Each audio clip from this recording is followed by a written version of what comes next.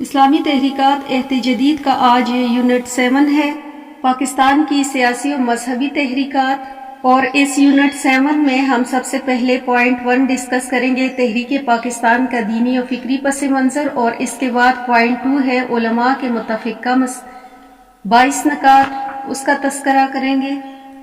تو اگر آپ چینل پر نیو ہیں تو سبسکرائب کر دیں، ویڈیو پسند آئے تو لائک لازمی کر دیں تاکہ میری ہر نئے آنے والی ویڈیو سے آپ لوگوں کو فائدہ ہو۔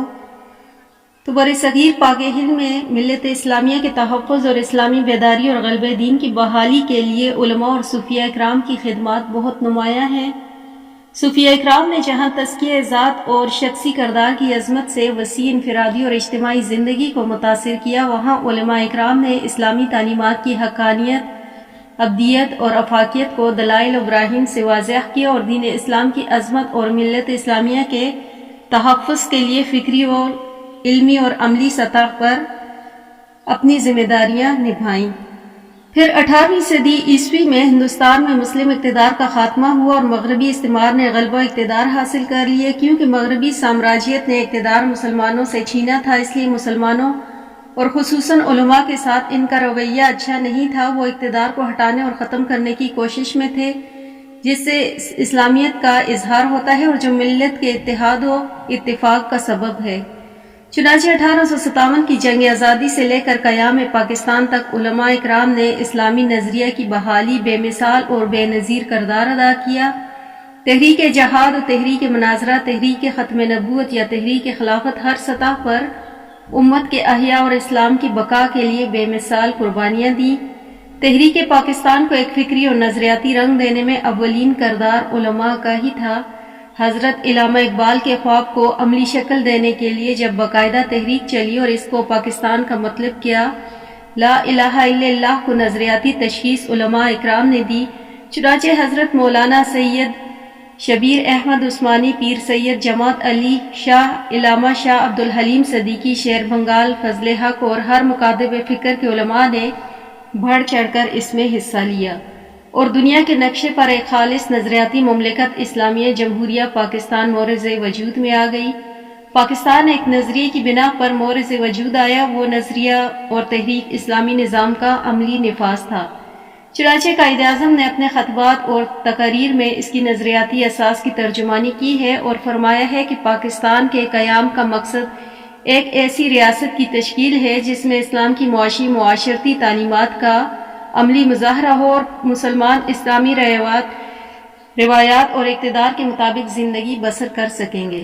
چنانچہ تحریک پاکستان میں جن علماء نے مرکزی کردار ادا کیا، انہوں نے قیام پاکستان کے بعد بھی اس کے اسلامی نظریاتی تشخص کی بھرپور ترجمانی کی اور اس کے لیے کوشاں رہے۔ چنانچہ دستور پاکستان کے لیے جب مختلف کوششیں شروع ہوئیں تو سیکولر طبقہ نے اپنے مخصوص سوچ و فکر کا مظاہرہ کیا اور اس نظریاتی مملکت کو سیکولر اسٹیٹ کا درجہ دلانے کی کوشش کی۔ اس کے جواب میں علماء اکرام نے بھی متفقہ کوشش شروع کی اور اسلامی دستور کے لیے کوئی متفقہ لائے عمل تلاش کرنے کے لیے ہر مکتبہ فکر کے علماء و مشائخ کا اجتماع ہوا، جس میں رہنما اصول متعین ہوئے۔ چنانچہ علامہ سید سلیمان ندوی کی سربراہی میں 21، 22، 23، 24 جنوری 1991 کو کئی اجلاس منعقد ہوئے، جس میں ہر مسلک کے علماء کے نمائندے نے شرکت کی اور اسلامی دستور کے لیے ایک متفقہ لائے عمل اور رہنما اصول متعین کیے، جو کہ علماء کے 22 نکات پر مشتمل ہیں۔ ان نکات میں اسلامی دستور کے نمایاں خد و خال بیان ہوئے اور پاکستان میں اسلامی نظام کے نفاذ کے لیے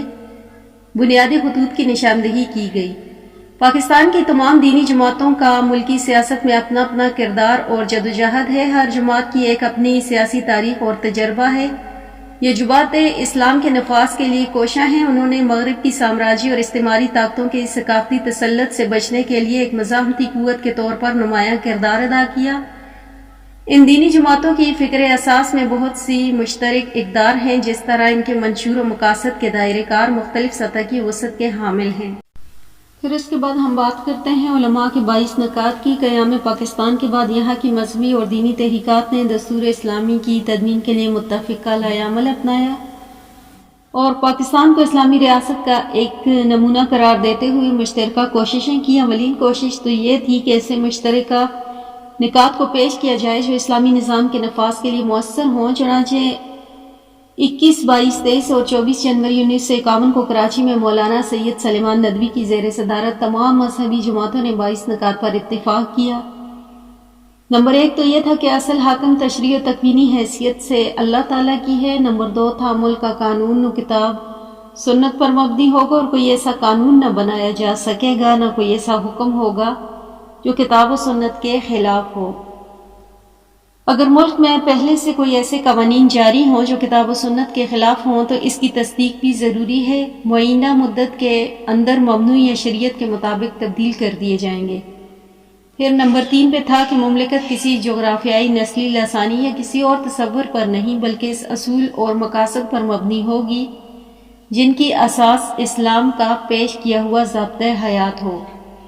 پھر نمبر 4 پہ تھا کہ اسلامی مملکت کا یہ فرض ہوگا کہ کتاب و سنت کے بتائے ہوئے معروضات کو قائم کریں، منکرات کو مٹائیں اور شعار اسلام کے احیاء اعلیٰ اور متفقہ اسلامی فرقوں کے لیے ان کے اپنے مذہب کے مطابق ضروری اسلامی تعلیم کا انتظام کریں۔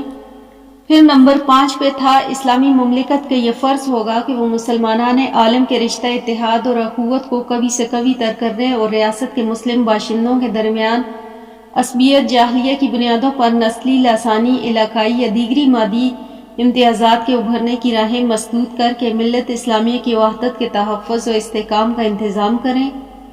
نمبر 6 پہ تھا کہ مملکت بلا امتیاز مذہب و نسل وغیرہ تمام ایسے لوگوں کی بنیادی انسانی ضروریات جیسے غذا، لباس، رہائش، علاج، معالجہ اور قیام کی کفیل ہوگی۔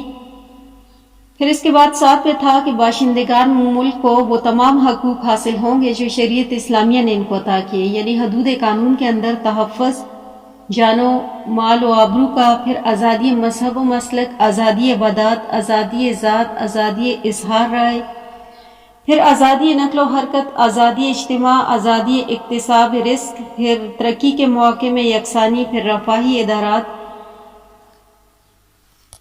پھر یہ تھا کہ کسی جرم کے الزام میں کسی کو بغیر فراہمی متوقع صفائی و فیصلہ عدالت کوئی سزا نہیں دے سکتی۔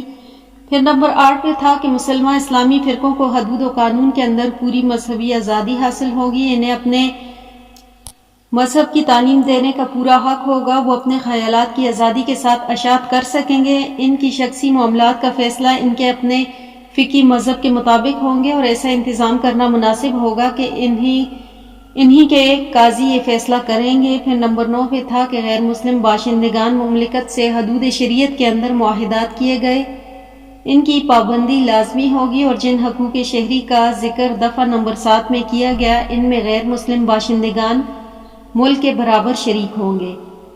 پھر نمبر 10 پہ تھا کہ غیر مسلم باشندگان مملکت کو حدود قانون کے اندر مذہب و عبادات، تہذیب و ثقافت اور مذہبی تعلیم کی پوری آزادی حاصل ہو اور انہیں اپنے شخصی معاملات کا فیصلہ اپنے مذہبی قانون یا رسم و رواج کے مطابق کرنے کا حق ہوگا۔ پھر نمبر 11 پہ تھا کہ رئیس مملکت کا مسلمان مرد ہونا ضروری ہے جس کی تدوین، صلاحیت اور اصابت رائے یا جمہوریہ ان کے انتخاب نمائندے کو اعتماد ہو۔ پھر 12 پہ تھا کہ رئیس مملکت ہی نظم و مملکت کا اصل ذمہ دار ہوگا، البتہ وہ اپنے اختیارات کا کوئی جز کسی فرد یا جماعت کو تفویض کر سکتا ہے۔ 13 میں تھا کہ رئیس مملکت کی حکومت مستبدانہ ہو بلکہ شورائی ہو، یعنی وہ ارکان حکومت اور منتخب نمائندگان جمہور سے مشورہ لے کر اپنے فرائض سر انجام دیں۔ 14 میں تھا کہ رئیس مملکت کو یہ حق ہوگا کہ وہ اپنے دستور کو کلی یا جزوی معطل کر کے شورا کے بغیر حکومت چلائے۔ 15 میں تھا کہ جو جماعت رئیس مملکت کے انتخاب کی مجاز ہوگی وہ کثرت آراء سے اسے معزول کرنے کا بھی مجاز ہوگی۔